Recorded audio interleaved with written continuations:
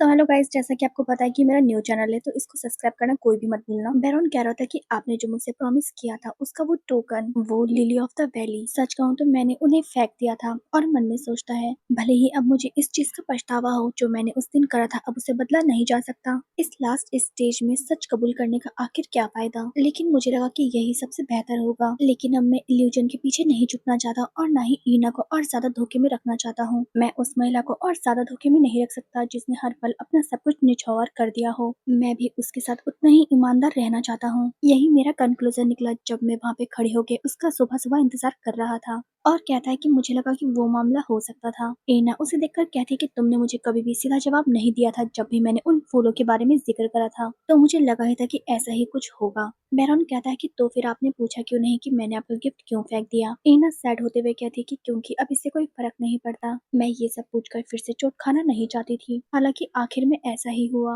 Baron कहता है कि एना अब सब कुछ मीनिंगलेस है, इसलिए अननेसेसरी सच्चाइयों को शेयर करने का अब कोई आवश्यकता नहीं है। वो खूबसूरत थे, भले ही पूरी दुनिया इन फूलों को ग्लैडिस के सिंबल के तौर पे देखती हो, लेकिन मुझे वो अब भी खूबसूरत लगे, इसलिए मैंने उन्हें फेंक दिया था। क्योंकि मुझे इस बात से नफरत थी कि आखिर मैं उसे खूबसूरत कैसे मान सकता था। अगर आप मुझे एक और मौका देंगी तो इस बार मैं उन्हें संजो कर रखूंगा। तो ईना, लेकिन ईना बहुत ज्यादा गुस्सा हो जाती है और वो चिल्लाकर कहती है कि मैं ये सब सुनना नहीं चाहती। वो पीछे घूम जाती है और कहती है कि प्लीज ऐसा मत करो बैरॉन। उसके सर से वो टोपी भी गिर जाती है। वो बैरॉन से कह रही होती है कि मैं तुमसे भीख मांगती हूँ बैरॉन। बैरॉन बस शांत होकर उसको वहाँ पे देख रहा होता है। इस बार वो कुछ भी नहीं करता। ईना गुस्से में बैरॉन को वहीं छोड़कर वहाँ से चली जाती है अकेले। ईना घर की तरफ आ जाती है। लिसा कहती है कि कैसा रहा, तुम्हें मेरे साथ जाना चाहिए था। तभी पीछे से आवाज आती है, राजकुमार। पीछे बैरॉन का वो असिस्टेंट आया होता है और वो बैरॉन को कुछ बात बता रहा होता है। ईना भी वो सब देख रही होती है। लिसा कान में कहती कि क्या राजकुमार फाइनली सुवेरियन लौट रहे हैं, क्या आप उन्हें गुड बाय कहने के लिए गई थी। ईना कहती कि नहीं लिसा, ऐसा कुछ भी नहीं था। और मन में सोचती कि अब इसके बारे में सोचो तो शाही रथ तो यहाँ पर है।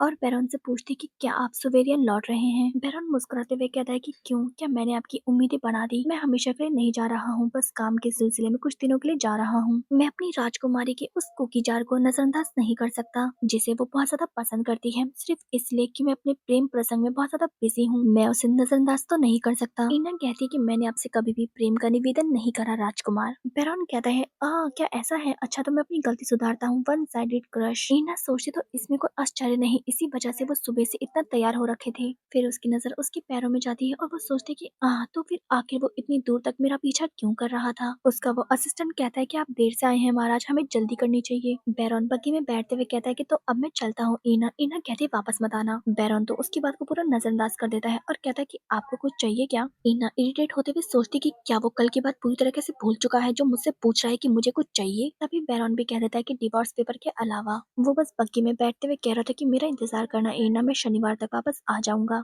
ईना कहती कि मैं इंतजार नहीं करूंगी। लिसा तो अपने मन में कह रही होती कि हमारी डिटेल्स कभी झूठ नहीं बोलती। बैरन तो बस उसकी बात सुनकर एक हल्की स्माइल कर देता है और फिर वो बग्गी में बैठ के वहाँ से चला जाता है। ईना अंदर जाते हुए पीछे मुड़कर उसको देख रही होती है और वो उदास होते हुए मन में सोचती है, मुझे पूरी उम्मीद है कि वो आदमी कभी वापस ना आए। हम यहाँ से सीन शिफ्ट होकर सुवेरियन शहर को देखते हैं। बैरन बग्गी के अंदर आंख बंद करके बैठा होता है। तभी उसका असिस्टेंट कहता है कि हम पहुंच गए हैं महाराज। और फिर वो मन में सोचता है कि वो उठ भी नहीं रहा। मैं हैरान नहीं हूँ। जैसे ही हम मंगलवार को सुवेरियन पहुंचे, बैंक की बोर्ड में मीटिंग थी। इसके बाद अगले ही दिन मिनिस्टर ऑफ फाइनेंस के साथ दोपहर के भोजन के लिए राजधानी जाने के लिए ट्रेन से प्रस्थान करा। ट्रेवल के दौरान भी रिपोर्ट को सुनना, जज करना और निर्देश देना। और आज यहाँ तक कि गवर्नर ऑफ सेंट्रल बैंक के साथ रात्रि भोज का आयोजन भी करा। उसे 3 दिनों से एक बार भी आराम नहीं मिला है। ये कोई काम नहीं, सेल्फ टॉर्चर है। और कहता है योर हाइनेस। बैरॉन भी बहुत मुश्किल से अपनी आंखों को मलसते हुए खड़े होने की कोशिश करता है। असिस्टेंट कहता है कि शायद हमें बुफॉर्ट जाने की डेट को थोड़ा डिले कर देना चाहिए, हमें रविवार को जाना चाहिए। बैरॉन कहता है कि नहीं, ये बिल्कुल ठीक है, जो शेड्यूल है उसी डेट पर जाने की तैयारी करो। ये सब कुछ अब पर्याप्त होगा। और यहीं पे चैप्टर की एंडिंग होती है। सो गाइस, जिसने भी मेरे इस चैनल को सब्सक्राइब नहीं करा है तो वो प्लीज कर ले।